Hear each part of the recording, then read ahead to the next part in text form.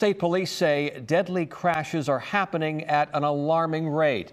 Just a week into what's called the 100 deadliest days on the road each year, state police alerted us to 25 deaths on Virginia highways.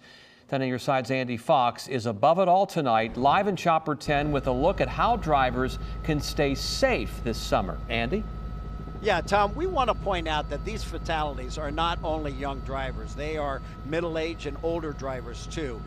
But we are going to emphasize the younger drivers in this report. Let's go down below to 264. Now, this is the area that Virginia State Police patrol. The statistics show following posted speeds, wearing seatbelts, avoiding distractions like phones and texting, and refusing to drink and drive eliminates most of all fatalities. It's up to us. The 100 deadliest days begin around the time young drivers get out of school. Ryan Adcock with AAA PR.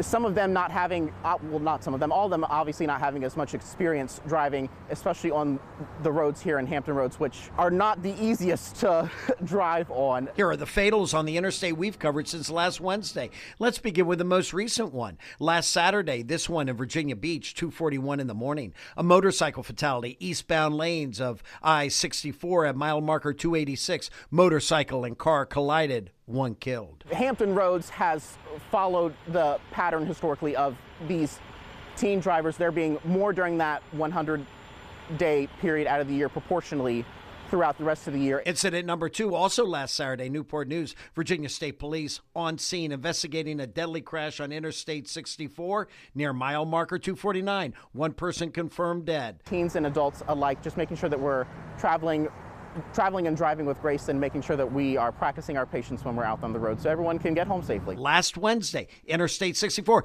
James City County, Chopper 10 above the scene. A Richmond area resident slams into the back of a VDOT truck. He died at hospital. The VDOT worker had minor injuries. We need to not drive distracted. We need to not drive drunk. We need to not speed. We need to not drive violently. There's a whole list of things that we can do. Yes, and you just got to keep re-emphasizing the Virginia State Police patrol the interstate. Like I told you, they have an initiative called Youth of Virginia Speak Out About Traffic Safety. They are participating in the 100 Safest Days of Summer campaign. Back up here live in Chopper 10.